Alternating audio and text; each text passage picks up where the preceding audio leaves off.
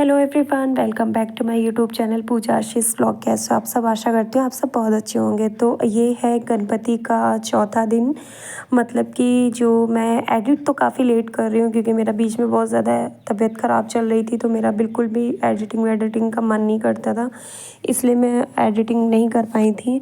Otherwise ये जो blog है वो गणपति बप्पा का मतलब चौथा दिन का है। तो यहाँ पे मेरी सुबह की हो रही है पूजा पाठ, गणपति जी की आरती हो रही है और मैंने यहाँ पे मोदक और मोतीचूर के लड्डू का भोग लगाया इस टाइम। और शाम को मैं कुछ और बनाऊँगी। तो आज मेरी बेटी भी स्कूल नहीं गई थी, तो हम बेटी ने और बेटे ने, हम तीनों ने मिलके सुबह की पूजा की। शाम की आरती के वक्त मैं मेरे जो सास ससुर अगर घर पे हैं तो वो लोग भी आ जाते हैं, मतलब आरती के समय।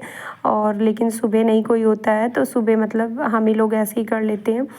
तो उसके बाद आज था संतान सप्तमी। तो संतान सप्तमी का व्रत रहती हूँ मैं अपने बच्चों के लिए, और बहुत ज़्यादा खुशी मिलती है क्योंकि कुछ व्रत होते हैं ना, जैसे कि और व्रत हम लोग करते हैं, सोमवार है, मंगलवार है, शुक्रवार है, तो वो हम अपने लिए करते हैं, देखा जाए तो अपने लिए भगवान से कुछ मांगते हैं। लेकिन जो ये कुछ व्रत होते हैं ना, जैसे करवा चौथ है, वो हस्बैंड के लिए होता है, और कुछ व्रत होते हैं ऐसे जो अपने बच्चों के लिए होते हैं। तो माँ होने के नाते बहुत ज़्यादा खुशी मिलती है जब हम अपने बच्चों के लिए कोई व्रत रखते हैं, उनकी लंबी उम्र के लिए, उनके अच्छे स्वास्थ्य के लिए, उनके अच्छे भविष्य के लिए। बहुत ज़्यादा दिल को सुकून मिलता है, उनके लिए व्रत करते हैं हम।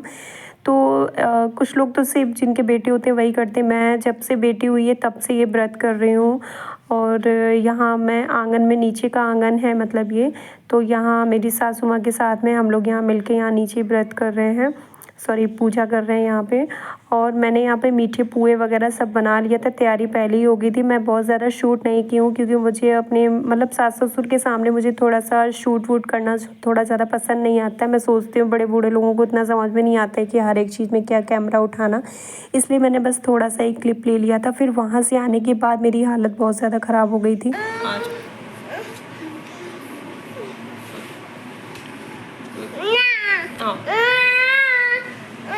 गिर जाओगे। सो फैमिली, आज ना मेरे सर में बहुत ज़्यादा, पता नहीं क्यों बहुत ज़्यादा दर्द हो रहा है, और पूरे सर में भी नहीं हो रहा है, बस इतना सा हिस्सा यहाँ से लेके यहाँ तक बहुत ज़्यादा सर दर्द हो रहा है। और मेडिसिन खा नहीं सकती मैं इतना ज़्यादा अपने सर से परेशान हो चुकी हूँ ना कि मैं इसी चीज़ का ट्रीटमेंट करा रही हूँ PGI हॉस्पिटल से। लेकिन डेली मुझे मेडिसिन खानी होती है, सुबह शाम। आज खा नहीं सकते हैं, व्रत है मेरा, संतान सप्तमी का व्रत है। मैंने अभी तक तो खाया नहीं है मेडिसिन। और विक्स इतना ज़्यादा लगाया है, ऑयलिंग इतना ज़्यादा किया है, बराबर मेरी बेटी अभी दबा रही थी सर को, लेकिन जो है वो आराम बिल्कुल नहीं मिल रहा है, बिल्कुल नहीं मिल रहा है। ये दर्द इतना गंदा होता है ना कि मैं आपको बता नहीं सकती हूँ। जब भी मेरे सर में दर्द होता है इतना गंदा होता है। फिर आप चाहे डिस्प्रिन लो और चाहे आप मतलब कुछ भी करो, वो जब तक उसको होना होगा होगा, और वो अपने हिसाब से ही मतलब अपने आप ही बंद होगा। तो दिमाग ख़राब है। और आज गणेश जी मतलब गणपति बप्पा का आज चौथा दिन है मेरे घर पे। मैंने सोचा था कुछ अच्छी सी रेसिपी बनाऊंगी, लेकिन देखती हूँ हो पाएगा तो शाम तक करती हूँ। तो कुछ टाइम रेस्ट करने के बाद मैं आ गई थी किचन में। मैंने सोचा चलो कोई ऐसी रेसिपी बनाते हैं जो झटपट से बन जाती है। तो मैंने यहाँ पे चीनी को थोड़ा मतलब 1 कटोरी चीनी में पानी डाल के उसका घोल बना के रख दिया हुआ था। मैं बनाने जा रही हूँ मीठे पुए। तो मैंने यहाँ पे आटा ले लिया 1 कटोरी, उसमें डाला है मैंने देसी घी 2 चम्मच, और अच्छे स्वाद के लिए मैंने यहाँ पे सौंफ डाला है। उसमें थोड़ा सा दूध डालेंगे और इस तरीके से इसको आटे को मैश कर लेंगे ताकि जो हमारा घी है और जो दूध है वो आटे में अच्छे से मैश हो जाए। और उसको ऐसे दबा दबा के देखेंगे इस तरीके से आप, तो इससे क्या होता है ना कि बहुत अच्छा हमारा जो मीठी पूड़ी हैं, पुए हैं, वो बहुत अच्छे बनकर तैयार होंगे, ऊपर से खस्ता होंगे, अंदर से नरम होंगे। तो मैंने यहाँ पे 1 चम्मच देसी घी और डाल दिया है, और इसको हम तेल वेल से नहीं, सिर्फ और सिर्फ घी से मैं बनाने वाली हूँ, और बाद में मैं रिफाइंड का यूज़ करूँगी। अभी मैंने फिर अब थोड़ा से दूध के बाद मैं पूरा मतलब मिक्स कर लिया थे आटे को। उसके बाद में मैं यहाँ पे जो मैंने चीनी का घोल तैयार किया था उससे पूरे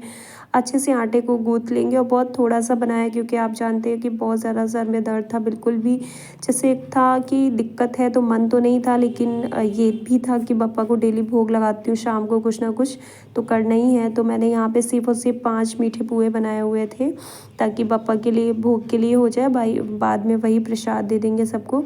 तो वो मैंने यहाँ पे बेल लिए थे। उसके बाद में फिर रिफाइंड ऑयल से मैंने इसको निकाल लिया था और इसको मीडियम फ्लेम पे पकाया मैंने बिल्कुल भी। जैसे कि अगर तेज़ कर देंगे तो पूरे सिर्फ ऊपर ऊपर पक जाएंगे, अंदर बिल्कुल कच्चे रह जाएंगे। तो लो टू मीडियम फ्लेम पे मैंने इसको धीमे धीमे पकने दिया और इस तरीके से हमारे पूरे तो हो गई है शाम, बज गए हैं 7 बजने जा रहा है घड़ी में और मेरा भी सर का दर्द बिल्कुल भी ठीक नहीं हुआ है। मैंने इतना कुछ दोपहर में किया है, विक्स लगाया है, सर बराबर दबाया है, चाय पी है अदरक लौंग इलायची वाली, लेकिन सर का दर्द नहीं ठीक हो रहा है। लेकिन पप्पा के आरती का टाइम हो रहा है तो मैं अब जा रही हूँ, हाथ मुँह धुलूँगी और उसके बाद में आरती करूँगी पप्पा की। फिर देखते हैं, खाना ही बनाना है हस्बैंड और बच्चों के लिए, सबके लिए। तो जा रही हूँ, अब देखती हूँ, आरती करती हूँ। बिल्कुल भी मन नहीं लग रहा है, बिल्कुल भी उम्मीद नहीं सुनती मुझे कि मतलब इतना ज़्यादा दर्द हो रहा है, समझ में नहीं आ रहा क्यों हो रहा है यार, समझ में नहीं आ रहा बिल्कुल।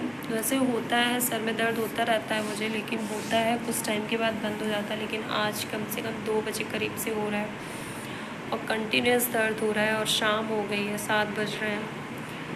तो ऐसे मन तो नहीं लगता किसी भी चीज़ में, लेकिन करते हैं। चलिए जा रही हूँ मैं आरती करने, फिर बाद में मिलती हूँ आप लोगों से।